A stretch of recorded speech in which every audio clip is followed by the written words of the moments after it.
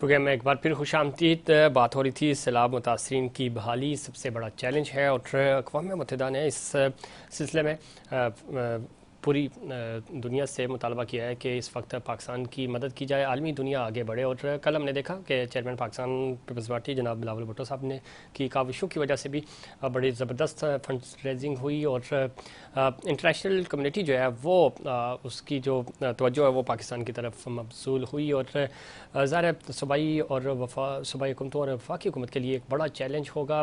اب چونکہ سیلاب آ چکا ہے, متاثر ہو چکے ہیں لوگ, لیکن ان کی جو بحالی ہے وہ سب سے بڑا چیلنج ہے. اس پہ بات کریں گے. ہمیں جوائن کیا ہے حسن مرتضیٰ صاحب نے, سینئر رہنما پاکستان پیپلز پارٹی. اور حسن مرتضیٰ صاحب خوش آمدید کہتے ہیں آپ کو پروگرام میں. جی بہت مہربانی جی. کس طرح دیکھتے ہیں, ایک تو چونکہ ہم خان صاحب کی آج کے کیس کی طرف بھی آئیں گے, لیکن سب سے پہلے میں چاہ رہا ہوں کہ سیلاب متاثرین چونکہ چاروں صوبے بری طرح متاثر ہوئے ہیں, سب سے زیادہ بلوچستان, سندھ اور جنوبی پنجاب, کے پی. کل ہم نے دیکھا کہ بلاول بھٹو صاحب نے چونکہ فنڈز تو اکٹھے ہو رہے ہیں, امداد انٹرنیشنل جو کمیونٹی ہے اس کی طرف سے آ رہی ہے. آج جو ڈپلومیٹس تھے انہوں نے بھی فضائی دورہ کیا اور جائزہ لیا. ظاہر ہے وہ اپنے اپنے ممالک تک یہ سمری بھی پہنچائیں گے اور سب کو ہر میڈیا کے ذریعے پتہ بھی ہے. کس طرح دیکھتے ہیں بڑا چیلنج ہے صوبائی حکومتوں کے لیے اور وفاقی حکومت کے لیے.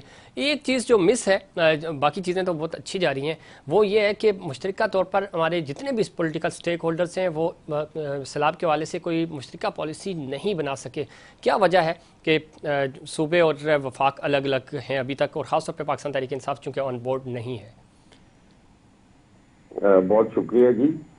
دیکھیں, یہ جو انتشار کی سیاست پچھلی ایک دہائی سے ہمارے ملک میں دیکھنے میں آ رہی ہے, آپ اس قیادت کے ہوتے ہوئے یہ اگر سوچیں کہ ایک پیج پہ نہیں آ رہے اور کوئی ان کی جوائنٹ ایفرٹس نہیں ہے اور یہ بحالی کیسے ہوگی, یہ چیلنجز جو ہیں یہ پہلے بھی درپیش رہے اس ملک کو. آپ زلزلے کا دیکھ لیں, بہت بڑے پیمانے پر تباہی ہوئی تھی, اور پھر اس کے بعد جب یہ دہشت گردی کے خلاف جنگ میں کافی آئی ڈی پیز تھے, ان کو واپس ان کے گھروں میں آباد بھی کیا گیا. ان کی لیے بحالی کی جو سب سے پاکستان کی تاریخ میں سب سے بڑی جو رقم مختص کی گئی اور لوگوں کو وہ دی گئی, اور اتنے کم عرصے میں وہ لوگ اپنے گھروں میں آباد ہوئے, تو وہ پاکستان پیپلز پارٹی کا ویژن تھا. بالکل ایسے ہی. اسلم صاحب اس میں کوئی شک نہیں, 2010 کا سیلاب ہو یا آئی ڈی پیز کی جو آپ بات کر رہے ہیں, اور آپریشن اس وقت شروع کیے گئے سوات میں, بانا میں, پورا ظاہر اس کا کریڈٹ آپ کو جاتا ہے, اور دو بہت میجر کام تھے, اس میں کوئی دو رائے نہیں ہے, اور بڑے اچھے طریقے سے وہ معاملات اس وقت ہم نے دیکھے آپ کے دور حکومت میں ہوئے. یہ تو آج بھی آپ دیکھیں تو فیڈرل گورنمنٹ میں پاکستان پیپلز پارٹی اور پی ایم ایل این اور دیگر جو جماعتیں تھی اتحادی حکومت ہے, اور باہر کی بین الاقوامی دنیا چیئرمین بلاول بھٹو پہ اعتماد کرتی ہے, ان کی قائدانہ صلاحیتوں پر اعتماد کرتی ہے. وہ بی بی شہید کا بیٹا ہے, وہ شہید ذوالفقار علی بھٹو کا نواسا ہے. انہوں نے کل 1 گھنٹے کے اندر آپ کے سامنے ہے کہ انہوں نے کتنا پیسہ جو ہے وہ لوگوں سے اکٹھا کیا, اور لوگوں سے لیا ہوا پیسہ جو ہے وہ اس گارنٹی کے ساتھ ہے کہ یہ شہید محترم بینظیر بھٹو کا بیٹا ہے, یہ پیسہ ضائع نہیں ہو سکتا. دوسری طرف جس قیادت کی آپ بات کر رہے ہیں کہ وہ ایک پیج پہ نہیں ہے, ان کی جو خارجہ پالیسیز تھیں آپ پوری دنیا میں اگر نظر دوڑا کر دیکھیں تو کسی ملک کے ساتھ ٹھیک نہیں تھی. نہ چائنا کے ساتھ ہمارے حالات بہتر ہیں, نہ ایران کے ساتھ ہمارے حالات بہتر ہیں, نہ افغانستان کے ساتھ بہتر ہے, نہ ہی سعودی عربیہ کے ساتھ ان کے حالات بہتر ہیں. وہ جب تک یہاں رہے گاڑیاں تک انہوں نے ڈرائیو کی ہیں, لیکن کوئی خاطر خواہ کامیابی حاصل نہیں کر سکے. ملک کو ایسے بحرانوں سے دو چار کر دیا.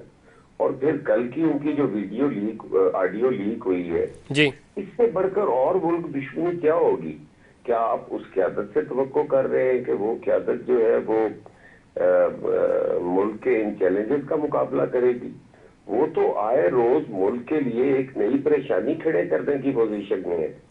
وہ تو چاہتے ہیں کہ اگر ہم نہیں ہیں تو پھر کچھ بھی نہیں ہے.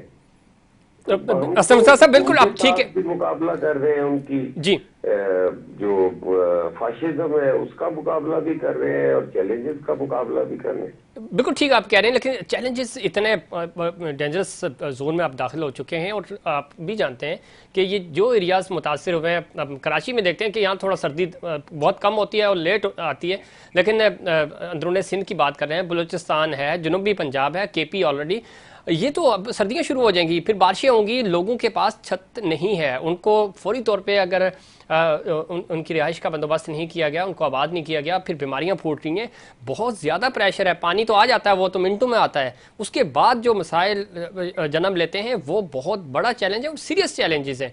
तो जब तक तमाम लीडरशिप्स इकट्ठी नहीं होंगी, ज़ाहिर दो सूबे आपके पास नहीं हैं, आप सिंध में आपकी हुकूमत है, वफाक में आप इत्तेहादी हैं, इसी तरह बलूचिस्तान इत्तेहादी हुकूमतों की बुनियाद पर बलूचिस्तान बिल्कुल डिफरेंट। तो ये मामला आगे चलेंगे कैसे, ये पूरा मुल्क सिंक कैसे होगा? मैंने आपसे कहा है कि जो इस मुल्क में क़यादतें हैं, जो पॉलिटिकल स्टेक होल्डर्स हैं, वो इकट्ठे हैं जी।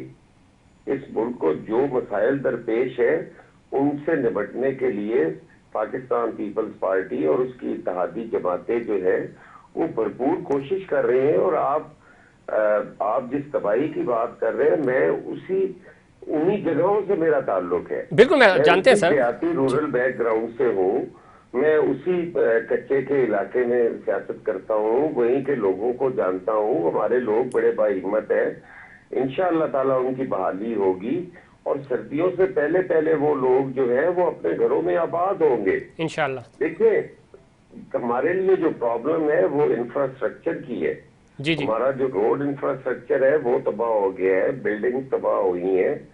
वो जैसे अब आप सवात में देखें तो वहां पे अगर होटल गिरे हैं तो वो होटल गिरे हैं जी, बिल्कुल। वहां पे लोग इस तरह जो है वो नहीं, उनके घर नहीं गिरे, वो महफूज मकामात पर थे ऑलरेडी। ये जो पानी की गुजरगाहें थी वहां पे ये ज्यादा नुकसान हुआ है और वो इंशाअल्लाह ताला वो बहुत जल्द उसकी बहाली का काम भी शुरू होगा। अभी ये हम फर्स्ट फेज से गुजर रहे हैं, अभी तो पानी जो है वो कुछ आ चुका है, कुछ आ रहा है, कुछ रास्ते में है। तो ये जैसे जैसे गुजरेगा इस फेज में अपने लोगों को जो खुराक है वो मुहैया करनी है, जो मेडिकल कैंप्स है उनका क़याम करना है, अद्वियात का बंदोबस्त करना है, उनकी जो बहाली का काम है वो अभी दूसरा मरहला है। और जब वो मरहला आएगा तो इंशाअल्लाह ताला आप देखेंगे कि रिकॉर्ड कम मुद्दत में हम ये सारे जो मसाइल हैं इनको एड्रेस करेंगे। जी जी, असलम साहब एक चीज़ बड़ी इंपॉर्टेंट है, चूँकि खान साहब ने भी 2 दिन पहले उन्होंने भी फंड्स इकट्ठे किए और 500 करोड़ से ऊपर चले गए। वो कल चेयरमैन साहब पाकिस्तान पीपल्स पार्टी जनाब बिलावल भुट्टो साहब ने 1 खरब से ज़्यादा इकट्ठे किए हैं। जो सवाल उठाया जा रहा है, आपके ऊपर ये इल्ज़ाम लगा रहे हैं PTI वाले कि शफाफियत नहीं है, कोविड की जब हम बात करते हैं उसमें फंड्स सिंध हुकूमत ने ऊपर नीचे कर दिए। ज़रा बराह रास्त आपका सिंध हुकूमत से तो ताल्लुक नहीं है, लेकिन पाकिस्तान पीपल्स पार्टी की आप नुमाइंदगी कर रहे हैं। इसी तरह इल्ज़ाम पाकिस्तान तहरीक इंसाफ पे भी लगता है और आपके सामने ही है फॉरेन फंडिंग केस जो आया था। लोगों को शफाफियत के हवाले से कन्फ्यूजन है अभी तक, तो आप क्या समझते हैं कि ये सारा फंड्स कैसे उन लोगों तक पहुंचेगा?